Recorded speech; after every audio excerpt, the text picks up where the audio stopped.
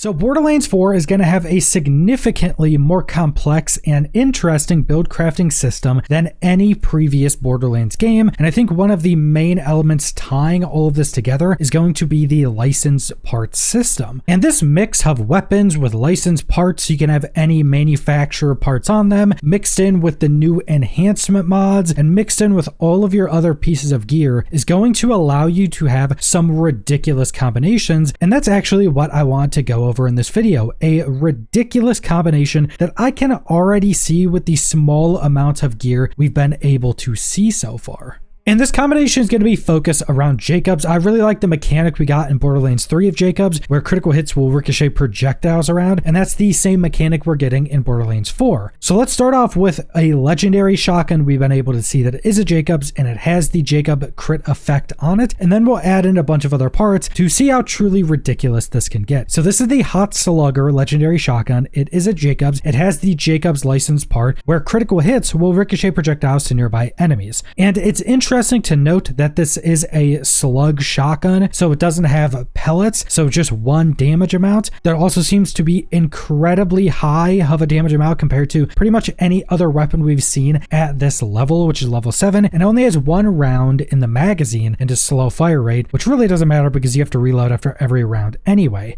But I do think weapons like this that shoot super slow and have incredibly high base damage generally lend themselves pretty well to Jacobs anyway, but its legendary weapon part is Blazing Barrel. On kill, the barrel heats up, dealing an increase of 30% damage for 10 seconds up to a max of 3 stacks. So every kill you get a 30% damage increase that lasts for 10 seconds. This stacks up to 3 times. Now we don't actually know if these stacks will refresh the timer. So let's say you have 1 stack, then you get a second. Will both stacks go back up to 10, or will every stack have its own duration? I'm assuming because it's not a lot of stacks that it's actually going to refresh the duration. So you could potentially have like 90% damage increase for a long period of time. So it's just seemingly a really hard-hitting slug shotgun with more damage buffing that ricochets its crits all over. But when we add in a few additional effects, this can start to get crazy. And one of the main ones coming from one of the enhancement modifications we've been able to see. Now, enhancements are a new piece of gear replacing artifacts from previous games. Now, enhancements' main effect is going to buff up one of the weapon manufacturers. And the best part about these enhancement effects is that you don't actually need a weapon with the base roll being that manufacturer. Like the one we're going to go over is Jacobs, but if you had a weapon that was not a Jacobs,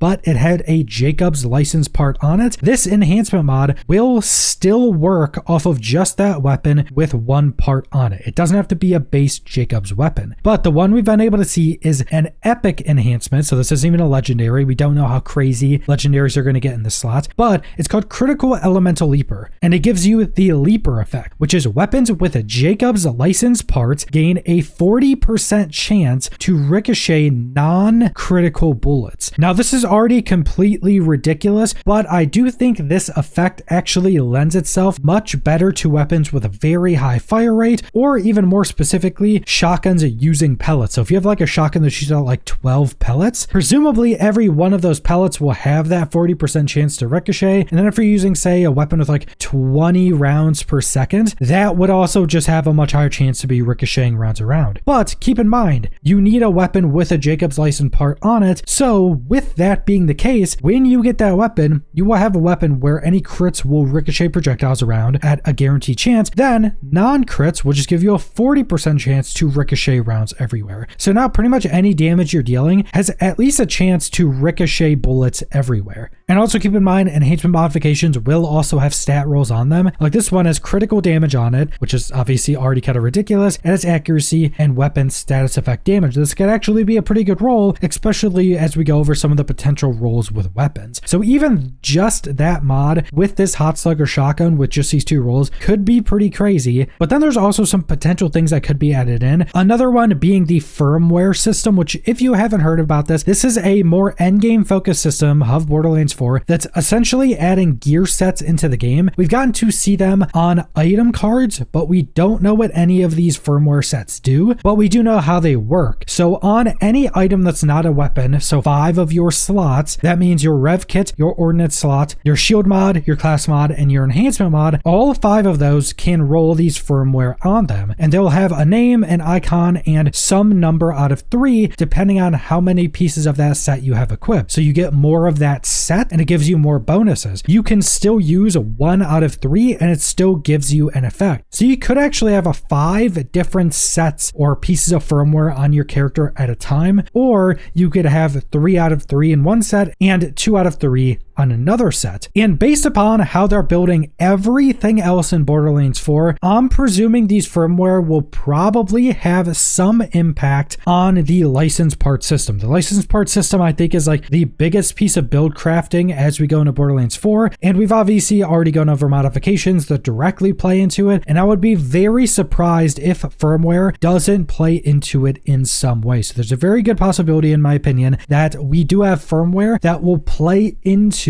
and very much buff up something like Jacobs specifically, or at least has effects that are much better for certain manufacturers or certain weapon parts. And then on top of all of this, we also have our Vault Hunters and all of their different skill trees, which are significantly bigger than any previous Borderlands game. I think they're like 2 or 3 times bigger than Borderlands 3, which is ridiculous. You have over 100 options on every character. And based upon all of the different options we've seen so far, which we've seen all of the nodes, both for Vex and for Rafa, I'm presuming there's going to be something that's just incredibly strong for like a Jacobs effect specifically in one of these skill trees on one of these nodes or a handful of nodes. We've already seen some that could potentially be very good for using a Jacobs build. So it's pretty much guaranteed there's going to be certain effects from one of these skill trees that's just absurd if you're going into a full Jacobs combination like this. But that's not all, because some other slots actually play into this, namely the ordnance slot. If you don't know about the ordnance slot is a new slot that is going to be replacing grenades and any heavy weapons. And instead of using ammo, this ordnance slot instead has a cooldown, so grenades have charges on a cooldown, and heavy weapons like rocket launchers or miniguns just have a cooldown that refreshes their ammo, and then when its cooldown is up, you can use it again. But you don't have actual ammo for this slot or any of those weapon types. And we really haven't gotten to see much of the ordnance slot outside of grenades. We've actually gotten to look at a bunch of different grenades, and we've seen some that will directly tie into Jacobs. Like specifically, we've seen one of the legendary throwing knives, which is a grenade, but it's just a throwing knife you throw at people. This one called the Shao Kunai, which is a Jacobs grenade, and it has the Jacobs license part, which is grenades deal critical damage when hitting weak points. And you should be able to get this on basically every other grenade as well. But I'm not actually sure if this will always turn that grenade into a throwing knife, so we're not sure if you'd be able to have like a normal grenade that if it hit a weak point, it would also deal crits. But this just plays more into that combination, because now you have grenades that can crit, and then we already know the grenades have other roles they can get that can cause grenades to crit. One of them called exacting, where grenades have a 25% chance to deal critical damage, but we don't know how this actually plays into some of the other effects. Like the enhancement modification we went over says weapons,